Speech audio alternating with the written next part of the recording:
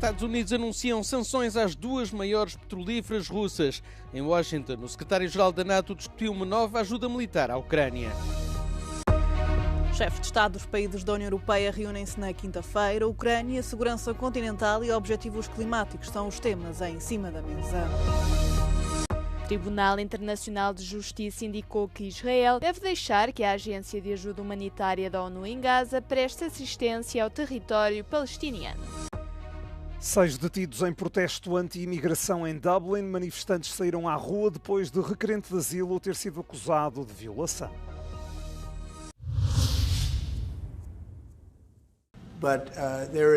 Os Estados Unidos impuseram novas sanções à economia russa, um dia depois de Donald Trump ter anunciado que não iria encontrar-se com o presidente russo Vladimir Putin em Budapeste.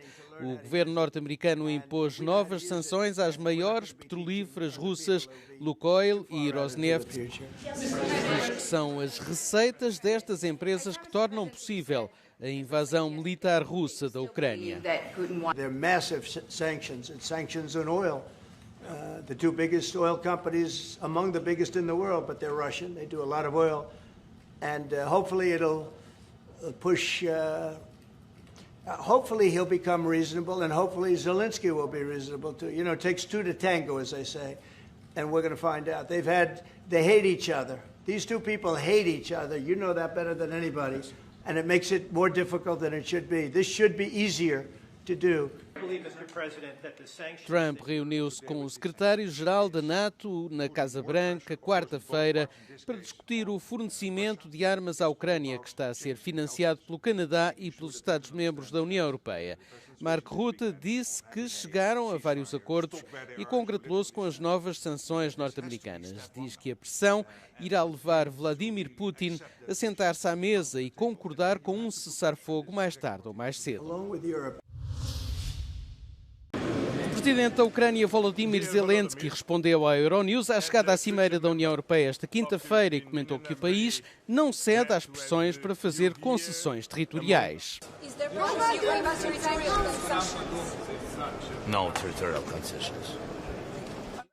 Ukraine will not cede any territory, Volodymyr Zelensky said as he arrived here to the EU summit, right as the European Union and the United States introduced new tough sanctions against Russia, bringing the idea of a ceasefire in Moscow's war against Ukraine closer than ever. Sasha Vakulina, Euronews, Brussels.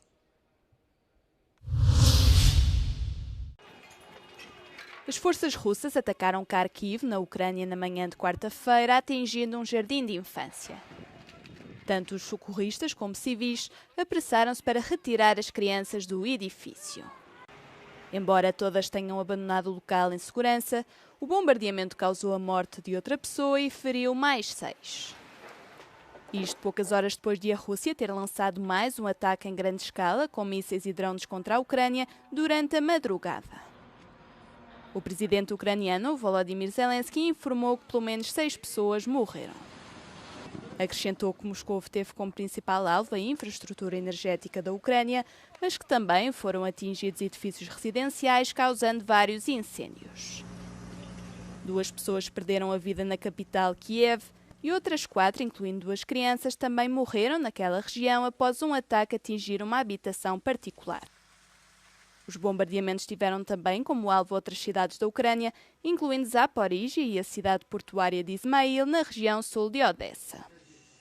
Apenas um dia antes dos ataques, o presidente dos Estados Unidos, Donald Trump, anunciou o adiamento da sua reunião com o homólogo russo, Vladimir Putin.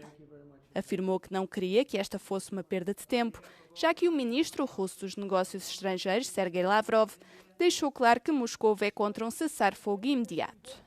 Já Zelensky recordou aos aliados que a Rússia só pode ser pressionada através de sanções e da capacidade de conduzir ataques de longo alcance. Uma agenda movimentada aguarda os chefes de Estado dos países da União Europeia na quinta-feira. Os dirigentes deverão debater as últimas notícias sobre a Ucrânia e explorar formas de reforçar o apoio a Kiev. Espera-se que o presidente ucraniano Volodymyr Zelensky discurse perante os colegas dirigentes. Na agenda do bloco está a definição do tipo de apoio financeiro à Ucrânia nos próximos anos. Os dirigentes deverão voltar a analisar a proposta da presidente da Comissão Europeia de utilizar os ativos russos congelados para conceder um empréstimo ao país. A defesa e a segurança também estarão na ordem do dia. A cimeira poderá marcar o fim de um ciclo de compromissos anunciados com o objetivo de reforçar as capacidades europeias. Espera-se que os 27 Estados-membros passem à prática e implementem novas medidas, objetivos e projetos concretos. A competitividade será igualmente objeto de debate. Há vários meses que a União Europeia está empenhada numa iniciativa de simplificação, sendo provável que o Bloco procure agora fazer avançar estes esforços. No entanto, a questão climática poderá continuar a ser um ponto de discórdia, com as discussões a procurarem uma base comum para os objetivos relativos ao clima. O Tribunal Internacional de Justiça afirmou que Israel deve deixar que a Agência de Ajuda Humanitária da ONU em Gaza preste assistência ao território palestiniano. No ano passado, a Assembleia Geral da ONU pediu a este tribunal que determinasse as obrigações legais de Tel Aviv depois de o país ter proibido a agência de atuar no local. Uma medida que foi implementada depois de o primeiro-ministro israelita Benjamin Netanyahu e os seus aliados de extrema-direita terem acusado Hamas de estar profundamente enraizado na agência. The court finds that Israel has not substantiated its allegations that a significant part of UNRWA employees are members of Hamas or other terrorist factions. O tribunal indicou ainda que os abastecimentos que chegam a Gaza têm sido insuficientes. E acrescentou que Tel Aviv tem a obrigação acrescida de prestar ajuda, dado o seu controle sobre o território. The court finds that the local population in Gaza Strip has been inadequately supplied within the meaning of Article 59 of the Fourth Geneva Convention. In such a situation, Israel, as an occupying power, is under an obligation to agree to and facilitate relief schemes under that provision. Uma posição que foi celebrada pelos representantes palestinianos presentes na audiência e por altos funcionários da ONU, incluindo o secretário-geral António Guterres. Israel, no entanto, rejeitou a avaliação do Tribunal Superior e, numa declaração, referiu que o país cumpre integralmente as suas obrigações nos termos do direito internacional. Uma pessoa ficou ferida ao ser baleada neste acampamento junto ao Parlamento da Sérvia, em Belgrado. Os disparos provocaram também um incêndio nas tendas ocupadas por figuras leais ao presidente sérvio. Estão aqui montadas desde março numa tentativa de conter os protestos contra os políticos no poder. O atirador, um homem de 70 anos, foi detido. Užasan teroristički napad na druga lica i tuđu imovinu izazvao je opštu opasnost, a naravno konačnu pravnu formulaciju i kvalifikaciju dela da će nadležno tužilaštvo. O presidente sérvio diz que o ataque se deve à onda de protestos contra o governo levados a cabo há quase um ano. Começaram depois do desabamento de uma cobertura de betão numa estação ferroviária de Novi Sad, no norte da Sérvia. A tragédia, que aconteceu a 1 de novembro do ano passado, matou 16 pessoas.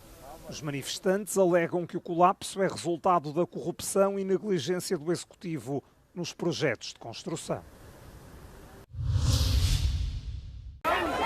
Milhares de pessoas manifestaram-se em Tbilisi, capital da Geórgia, em apoio à jornalista Mzia Amaglobeli, que continua presa depois de ter recebido o prémio Sakharov do Parlamento Europeu na quarta-feira.